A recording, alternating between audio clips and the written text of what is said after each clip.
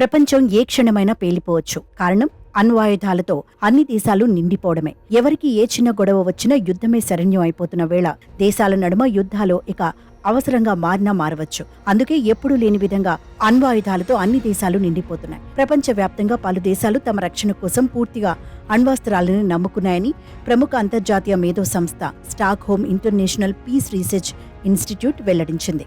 ఏటా ఈ ధోరణి మరింత పెరుగుతోందని పేర్కొంది. అభివృద్ధి దశలో ఉన్న అణ్వాయుధాల సంఖ్య సైతం ఎగబాకిందని తెలిపింది. ఈ మేరకు వార్షిక సిప్రి ఇయర్ బుక్ 2024ను విడుదల చేసింది. అణ్వస్త్ర సామర్థ్యమున్న 9 దేశాలు తమ ఆయుధాలను మరింత ఆధునికీకరిస్తున్నాయని సిప్రి వెల్లడించింది. కొన్ని దేశాలు 2023లో కొత్త ఆయుధ వ్యవస్థలను ప్రయోగానికి సిద్ధంగా ఉంచాయని పేర్కొంది. మొత్తంగా 2024 జనవరి నాటికి ప్రపంచవ్యాప్తంగా 12,121 అణ్వస్త్రాలు ఉన్నాయని తెలిపింది.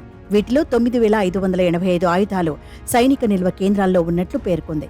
ఇవన్నీ వినియోగానికి అందుబాటులో ఉన్నట్లే. దాదాపు 3,904 అస్త్రాలు, క్షిపణులు, యుద్ధ విమానాల్లో అమర్చి సిద్ధంగా ఉన్నాయని వెల్లడించింది. క్రితం సంవత్సరంతో పోలిస్తే ఈ సంఖ్య 60 వరకు పెరిగింది. వీటిల్లో దాదాపు 2,010 ఆయుధాలను ఏ క్షణమైనా ప్రయోగించేలా అత్యంత అప్రమత్తతో ఉంచినట్లు నివేదిక స్పష్టం చేసింది. అవన్నీ రష్యా, అమెరికాకు చెందినవేనని తెలిపింది. తొలిసారి చైనా సైతం అణ్వస్త్రాలను ప్రయోగానికి సిద్ధంగా ఉంచడం గమనించామని పేర్కొంది. ప్రపంచవ్యాప్తంగా ఉన్న అణ్వస్త్రాల్లో 90% రష్యా, అమెరికాకు చెందినవేనని సిప్రి నివేదిక వెల్లడించింది.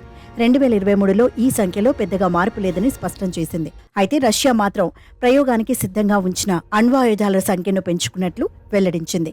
ప్రపంచంలో చైనా అత్యంత వేగంగా తమ అణ్వస్త్రాల సంఖ్యను పెంచుకుంటోందని సిప్రి కీలకాధికారి హ్యాన్స్ క్రిస్టిన్సెన్ తెలిపారు.